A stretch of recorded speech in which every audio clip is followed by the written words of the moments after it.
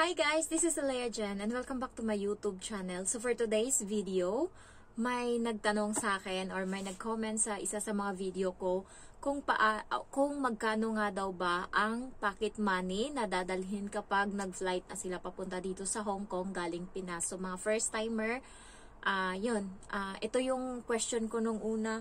Ang sabi ko is, ang pinakamalaki guys, 5,000 pesos, malaki na yon. So, ang dala ko is nasa 3,000 or hindi pa umabot. Parang ano lang siya, 7, 14, 21, mga 2,500 kasi nga umuwi pa akong probinsya. So, gumastos ako, pamasahe pa kasi nga nag-book ako ng ticket June 2 mula Visayas papunta ng Manila. And then, dumating yung ticket ko, sinend sa akin, binook ko siya 26 ng umaga. Pagkahapon, sinend sa akin yung ticket, June 2 flight ko sa Hong Kong. So, nasayang yung pera ko na nasa 2,000 mahigit kasi nga nag-book ako ng panibagong ticket na naman sa eroplano. So, kaya bumaba yung pocket money na dala ko. Guys, sa pera natin, malaki na yung 4,000 pesos to 5,000 pesos.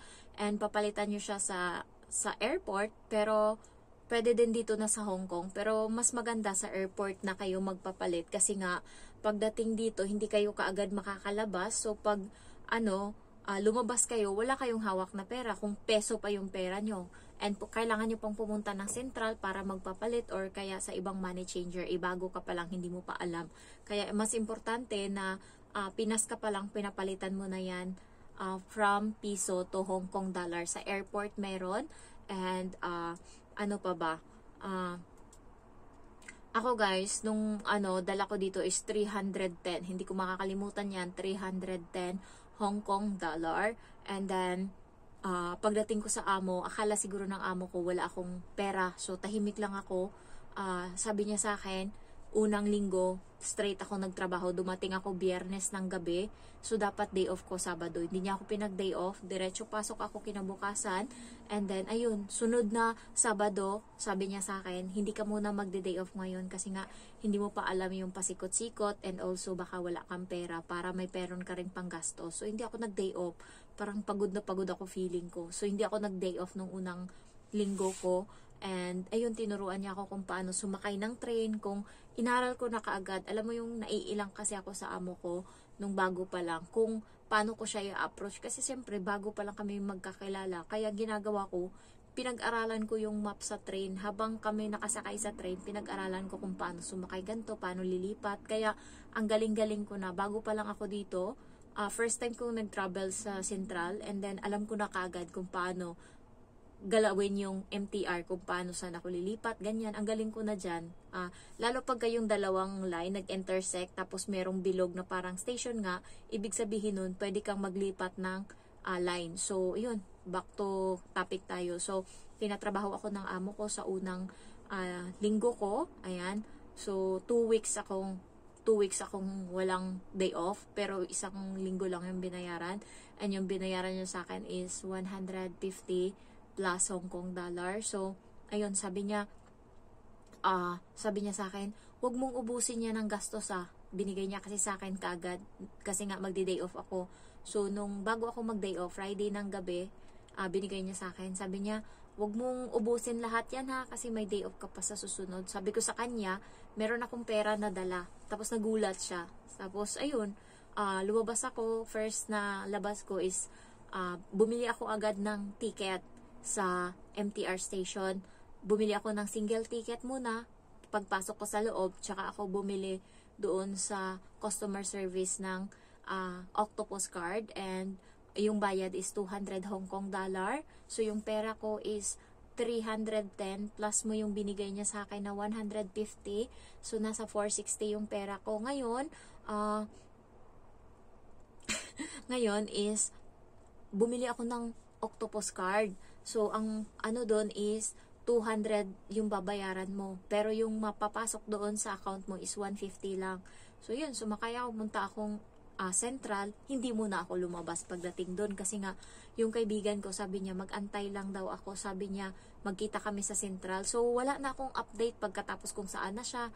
Yung pala yung cellphone na gamit niya is iniwan niya sa bahay, yung bago yung dala niya. Buti na lang nung nag-OWA kami, yung pantalon ko na green is naalala niya. So nung nakita niya yun, alam niya ako yun kasi yung pagka-green ng pantalon ko is dark green, parang ganto. Parang gantong dark. So, alam niya ako lang yung may pantalon nun.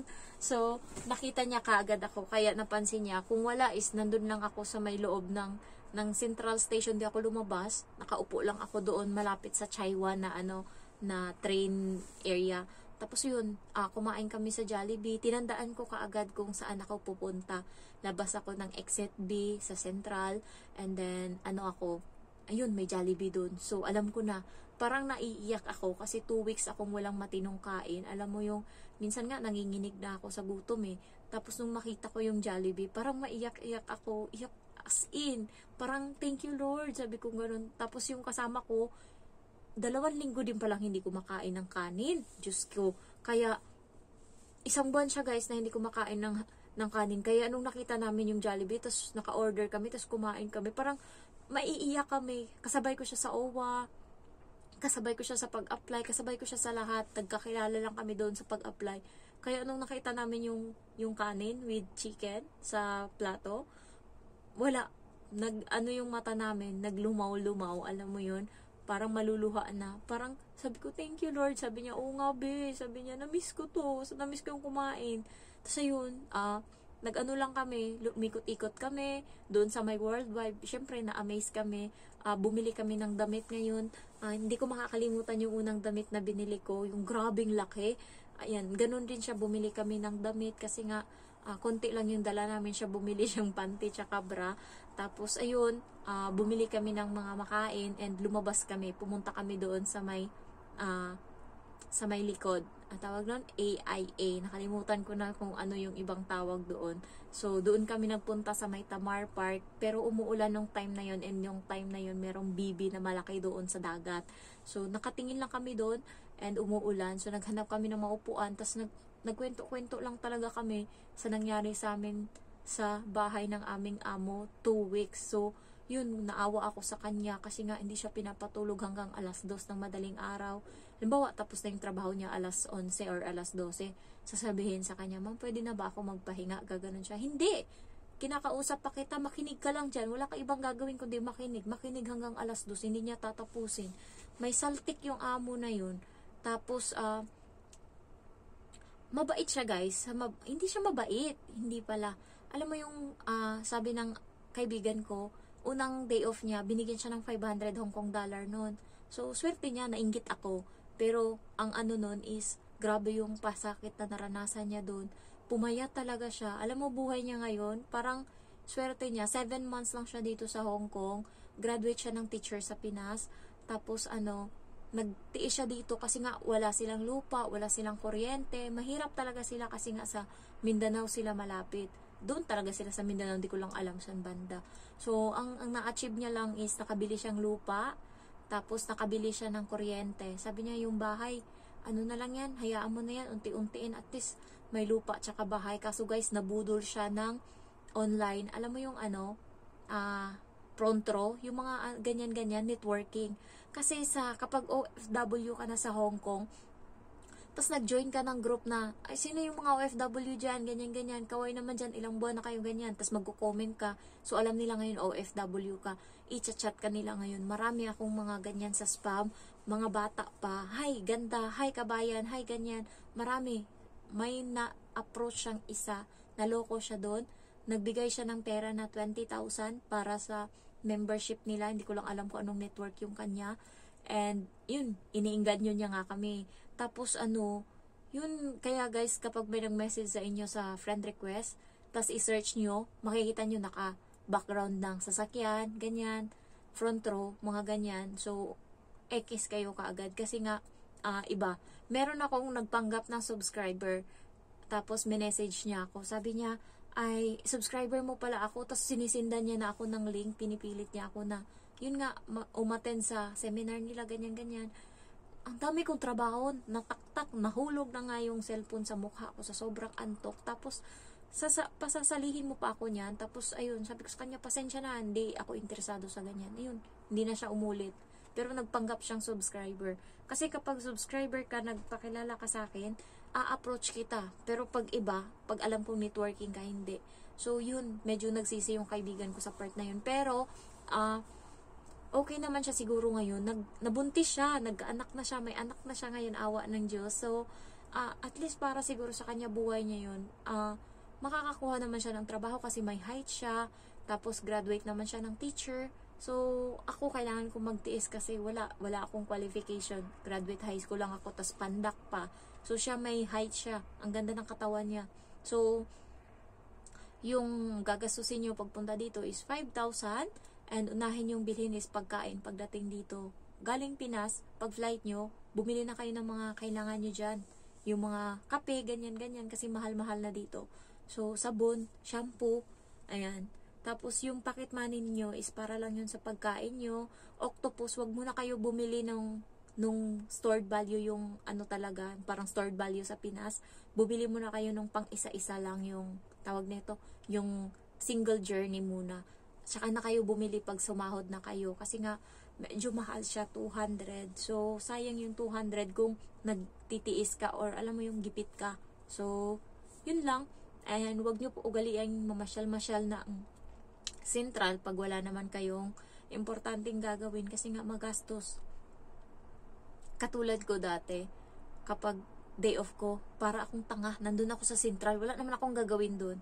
Upo-upo lang, wala din naman. Pero natuto na ako ngayon, kapag wala akong gagawin, matulog ako dito sa bahay o kaya kumain ako dyan sa labas. Tapos magpunta ako kaagad sa ukay-ukay, mag-ukay-ukay.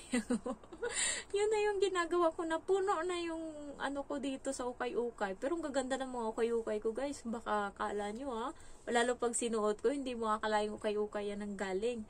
So, ayun lang, 5,000 lang yung pera, ha? Utangan nyo muna yan, basta magsipag kayo kasi Diyos ko, yung kaibigan ko 9 days lang, terminate.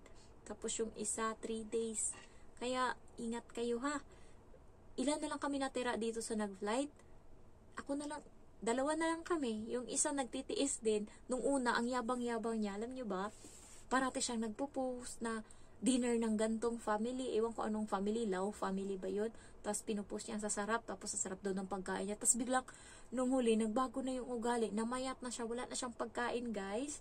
And, ayun, siya pa kahit day off niya, pinapabit-bit siya nung trolley kasi papamalengkein pa siya kahit day off niya. So, kaya hindi ako alam mo yun, hindi ko pinopost na yung amo ko ganyan sa Facebook kasi nga, nahiya ako mamaya magbago ugali eh. So, ayun lang. Thank you for watching and I love you all. Bye-bye. Ingat kayo.